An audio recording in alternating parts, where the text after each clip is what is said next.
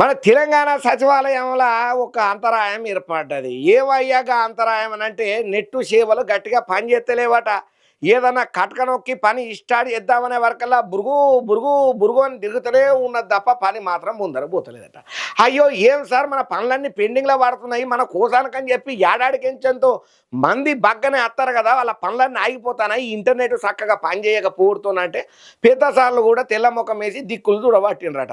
మరి సచివాలయం పరిస్థితే ఇట్లుంటే ఏందన్నట్టు చెప్పుండ్రని చెప్పి 10 పచ్చాలు ఈళ్ళ ముచ్చట్లల్లా గట్టిగానే కౌంటర్లు, కామెంట్లు ఇస్తున్నారు. ఇక తెలంగాణ సచివాలయంలో ఇంటర్నెట్ సేవలకు తీవ్ర అంతరాయమే పడ్డదయ్యా. గత 5 రోజుల సంది ఇంటర్నెట్ సేవలు మంచిగా అత్తలేవని చెప్పి గడికోపారి బుర్రు బుర్రుమని గుండ్రంగా తిరుగుతూనే ఉన్నది తప్ప ఇంటర్నెట్ అత్తలేదని మస్తు తక్లీఫ్ అవుతున్నదని చెప్పి చాలా విభాగాలకు చెందినటువంటి సెక్రటేరియట్ సిబ్బంది అయితే గట్టిగానే ఆరోపణ చేస్తున్నారు. అయితే మీడియా పాయింట్ ఐ&PR సెక్రటేరియట్ ఎంట్రీ పాస్ల జారీ విదేశాలకు పోయే వాళ్లకు ధృవీకరణ ఇచ్చే సర్టిఫికెట్లు ఉంటాయి కదా అటువంటి విభాగాలల్లో ఇంటర్నెట్కి అయితే బాగా అంతరాయం ఏర్పడ్డది. ఇక దీంతో మాన్యువల్గా సచివాలయం పాసులను జారీ చేస్తున్నారు.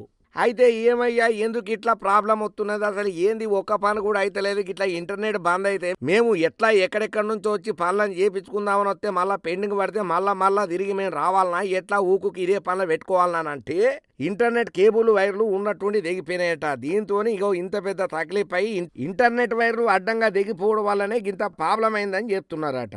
ఇక అయినప్పటికీ ఐటీ విభాగం 5 రోజుల సంది మరమ్మతులు చేసుడే లేదని చెప్పి చాలాసార్లు ఫిర్యాదు చేసినా GAD అంటే జనరల్ అడ్మినిస్ట్రేషన్ డిపార్ట్మెంట్ అధికారులు అసలుకే పట్టించుకుంటలేరని చెప్పి వాపోతున్నారయ్యా. అక్కడికి వచ్చి పనుల కోసానికని తిప్పలు పడుతున్న పబ్లిక్ ఏకంగా సచివాలయంలోనే సేవలకు అంతరాయం అయ్యిందని అంటే ఏమనుడు చెప్పుండ్రని చెప్పి ముక్కున ఏలేసుకొని పక్కుమని నవ్వుకొని పోతున్నారట పక్క పంటి.